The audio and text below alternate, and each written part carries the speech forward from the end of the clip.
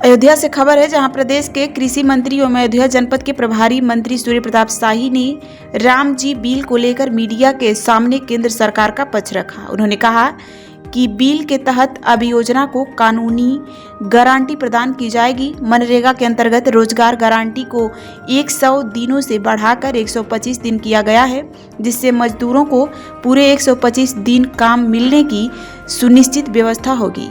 उन्होंने कहा कि पहले मनरेगा के तहत केवल मिट्टी से जुड़े कार्य कराए जाते थे, लेकिन अब कार्यों का दायरा बढ़ा दिया गया है। योजना में नालियों का निर्माण, आरसीसी सड़कें, जल निकासी व्यवस्था और बाढ़ व अन्य आपदाओं से बचाव से जुड़े कार्य भी शामिल किए गए हैं। ग्राम प्रधान चाहे तो गांव में बांध निर्माण का कार्य भी करा सकेंगे। इसके साथ ही अब मनरेगा की अस्थायी संरचनाएं बनाने का भी प्रावधान किया गया है। मंत्री सूर्य प्रताप शाही ने बताया कि मजदूर का भुगतान अब हर सप्ताह किया जाएगा और यदि भुगतान में देरी होती है तो ब्याज सहित राशि दी जाएगी। कृषि कार्य में समय 60 दिनों का ब्रेक रखा जाएगा। साथ ही योजना में निगरानी और जवाबदेही की व्यवस्था को भी और अधिक सख्त बनाया जाएगा। जी राम जी जो अधिनियम भारत सरकार ने बनाई है उस संदर्भ में मैं प्रेस के लिए आपके बीच में उपस्थित। यह एक बहुत ही क्रांतिकारी कानून वीवी राम जी, जिसके माध्यम से ग्रामीण क्षेत्र के नौजवानों को और वहाँ के गरीब लोगों को रोजगार का अवसर मिल सके, इसके लिए एक संवैधानिक गारंटी देते हुए, एक कानूनी गारंटी देते हुए सरकार ने इस बात की व्यवस्था की है, जिसके भीतर ग्रामीण क्षेत्र में अब 125 दिन की रोजगार की गारंटी होगी।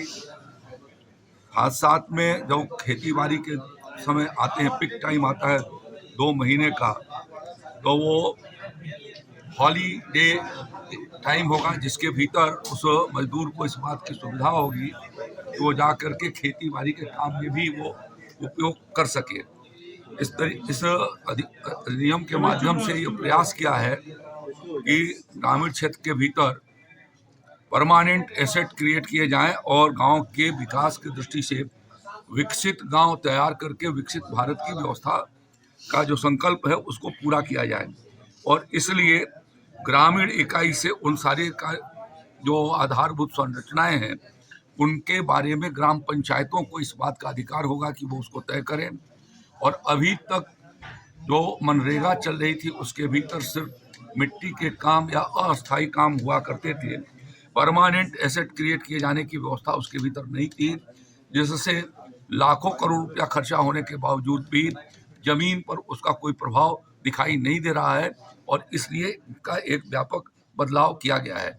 इसके माध्यम से गांव के भीतर आरसीसी सड़कों का बनाया जाना, उनसे नालियों और नालों का निर्माण किया जाना, जल निकासी के कार्यक्रमों को किया जाना, बाढ़ या आपदा से बचाव की दृष्टि से भी यदि वो अपने गांव के भीतर बंधा बनाना चाहते हों या उस जो पिचिंग का काम होता था उसमें नहीं हो पाते थे, वह उससे उसके माध्यम से ग्राम सभा यदि चाहेगी तो उसको भी वो करा सकती है। और इस प्रकार से प्रतिकूल मौसम से बचाए जाने के लिए भी जो कदम उठाए जा सकते हैं उस कार्य को करा सकते हैं।